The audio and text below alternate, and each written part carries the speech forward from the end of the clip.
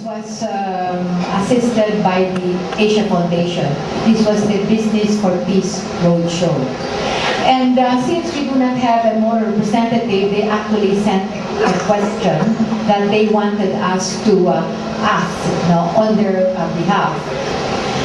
How, as President, will you make the Filipino people support a peace agreement with the MILF? I've been also involved in several peace processes. I've actually participated in some of the Muslim, Jewish peace process in Israel.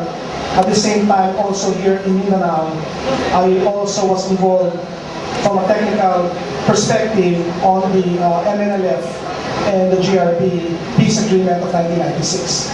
So therefore, obviously from my perspective, I will be supportive of a continuation and a rehabilitation of the MOMAG process, but we should actually learn from the mistakes or the achievements, both sides of that process.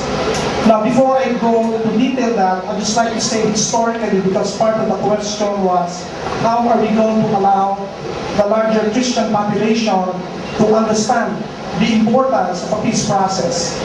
I think if you just look at the statistics of harm and note that in ARM, you have total populations that are anywhere from 60 to 70% poor. It has the shortest number of roads. It has the least number of electrical connections. It has the least number of health facilities and hospitals as compared to the rest of the country. Then we can see that there is a real social injustice that's being done, not only by the larger government, but also by elements within the moral leadership that actually do not allow the funds to actually reach to the people in the countryside, to the barangays. So therefore, it's clear we need to address the historical and social justice issues that have been ongoing in this country for a long time. And my understanding is from conversations both on the Christian and the Muslim side, the moral side, that MOAG has gone a long way towards something that would be meaningful. Now what is important and to redress that the process should be totally transparent. There should be consultations on both sides.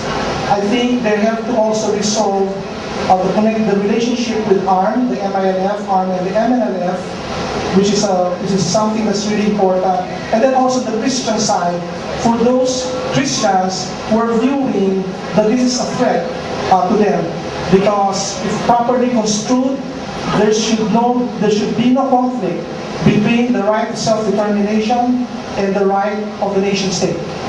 Because this is part of the process that will need to be clarified. But if we want to have peace in Mindanao, we have to resolve this historical long-term social justice issue. Kung dili natin makita sa isa ka solusyon din kinibubot na ingani din sa Mindanao ay dili kulay huntang and kita lang tanan mo suffer tungod sila sa proseso.